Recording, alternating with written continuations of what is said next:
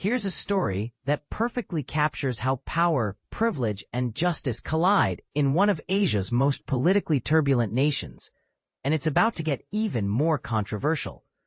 In a stunning judicial decision that sent shockwaves through Thailand's political landscape, the nation's Supreme Court delivered a bombshell ruling on Tuesday. Billionaire former Prime Minister Thaksin Shinawatra must serve a full year behind bars at Bangkok Remand Prison. But here's where it gets really interesting. This isn't his first rodeo with the justice system, and the circumstances surrounding his previous imprisonment will make your jaw drop. Let's break this down for those unfamiliar with Thailand's political drama. Thaksin Shinawatra, now 76 years old, isn't just any former politician. He's a towering figure who fundamentally changed Thai politics during his tenure as Prime Minister from 2001 to 2006. Think of him as Thailand's most polarizing political patriarch, beloved by rural masses for his populist policies, yet despised by the traditional elite and military establishment who eventually ousted him in a coup. After spending 15 years in self-imposed exile, yes, you read that correctly, 15 years, Thaksin made a dramatic homecoming in 2023. Upon his return, he was immediately slapped with an 8-year prison sentence for conflict of interest, abuse of power, and corruption charges stemming from his time in office. Now here's the part that will make you question everything about equal justice. Despite being sentenced to prison, this former Manchester City Football Club owner never spent a single night in an actual prison cell. Instead, Thaksin was whisked away to a luxury suite at Bangkok's Police General Hospital, claiming he suffered from chest tightness, high blood pressure, and low oxygen levels. Picture this. While ordinary Thai citizens serve their sentences in cramped prison cells, one of the country's most powerful men was essentially under house arrest in what amounts to a 5-star medical facility. But wait, there's more controversy brewing. Thailand's King Maha Vajiralongkorn stepped in and reduced Thaksin's sentence from 8 years to just 1 year. Then, in a move that raised even more eyebrows, Thaksin was released on parole after serving only 6 months. And remember, those 6 months were spent in hospital luxury, not behind bars.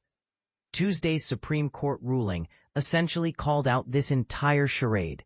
The justices determined that Thaksin's extended hospital stay was completely unlawful, and that he must now serve his sentence where it should have been served all along, in Bangkok Remand Prison.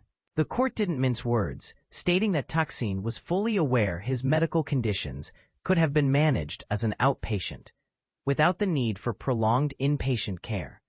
In other words, the court essentially accused him of gaming the system. Video footage from Reuters showed a convoy of vehicles arriving at the prison on Tuesday, reportedly carrying the political titan to his new, far less comfortable accommodations. And this is the part most people miss. The timing of everything raises serious questions about backroom deals and special treatment that would make any democracy advocate cringe. Many political analysts believe Thaksin struck a secret agreement with Thailand's powerful conservative and royalist establishment. The theory goes like this. In exchange for his return to Thailand, he agreed to a reduced jail term, lenient treatment, or possibly even a future pardon. The evidence? He returned on the exact same day his family's political party, Pheu Thai, regained control of the government. Coincidence? You be the judge. Thaksin has consistently denied making any such arrangement, but the optics are damning. The Supreme Court's Tuesday ruling reinforced these suspicions by determining that his hospital time didn't count as legitimate imprisonment. The court stated bluntly that the defendant benefited from remaining in the hospital without having to return to custody. The medical establishment also faced consequences for enabling this arrangement. In June, Thailand's medical council suspended 2 doctors who facilitated Thaksin's hospital stay, ruling they issued documents containing false medical information. A prison doctor was also reprimanded for failing to meet medical standards when referring Thaksin for hospital treatment. Following the verdict, Thaksin took to social media with a statement that, depending on your perspective, shows either dignity or calculated political messaging. Today, I choose to look forward, letting all past matters come to a resolution. Though I may lack physical freedom, I still have the freedom of thought for the benefit of the nation and people. His daughter, Thaksin Shinawatra, yes, the same woman who was recently removed as Prime Minister, defended her father outside the courthouse, declaring that my father and our family remain holding high spirits. She also announced that their Pheu Thai Party would continue doing our political duty as the opposition party. But here's where the story takes another dramatic turn. Just days before the verdict, Thaksin flew to Dubai on his private jet for what his team called a health checkup. This prompted widespread speculation throughout Thailand that he was attempting to flee the country. Again, the timing couldn't have been more suspicious, and it reinforced perceptions that the wealthy and powerful play by different rules. The emotional impact of this saga extends far beyond political circles. Outside the courthouse, supporters gathered to show solidarity with their fallen hero. One supporter, a 64-year-old woman who gave only her nickname, Oi, tearfully told CNN how Thaksin's universal healthcare initiative had saved her husband's life through heart surgery he couldn't otherwise afford. This highlights the complex reality of Thaksin's legacy. While the elite view him as corrupt, millions of ordinary Thais credit him with transforming their lives. Tuesday's verdict represents the final chapter in a trilogy of legal judgments against the Shinawatra dynasty, which has dominated Thailand's volatile political landscape for over 2 decades. The political patriarch recently dodged a potentially devastating Vis Majesta case that could have landed him in prison for up to 15 years, charges related to insulting the monarchy that are taken extremely seriously in Thailand. However, his daughter wasn't as fortunate.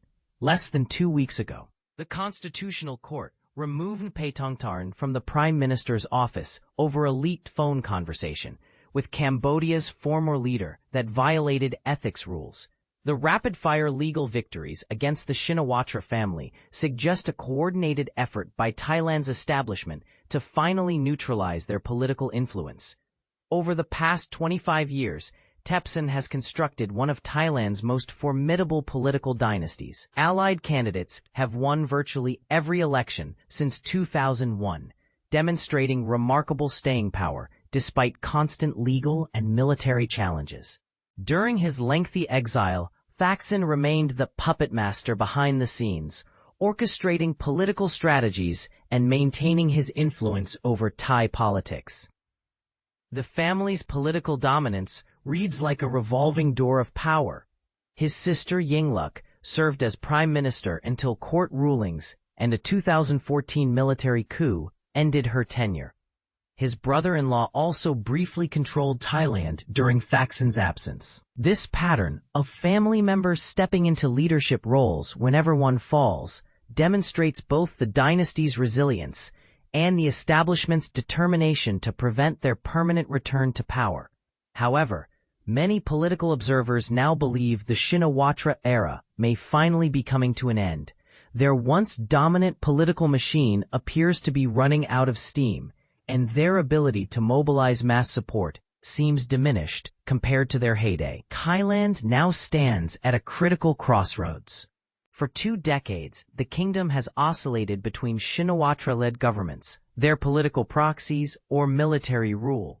Last week marked a potential turning point when the Pheu Thai Party was ousted from government, breaking this cycle. Anutin Charnvirakul, a veteran politician known for spearheading Thailand's cannabis legalization, won a parliamentary vote to replace Thaksin as the country's next prime minister, making him Thailand's 3rd leader in just 2 years. After receiving royal endorsement from King Vajiralongkorn, his government officially took office on Sunday. This rapid succession of leadership changes raises fundamental questions about Thailand's political stability and democratic institutions. Are we witnessing the natural evolution of Thai democracy? Or is this another example of the traditional establishment using legal mechanisms to eliminate political threats? Here's the controversial question that nobody wants to answer directly. Does this represent justice finally being served, or is it a calculated takedown of Thailand's most successful political dynasty by an establishment that never accepted their legitimacy? The answer probably depends on whether you're among the millions of rural Thais who benefited from Shinawatra policies, or part of the urban elite who view them as a threat to traditional power structures.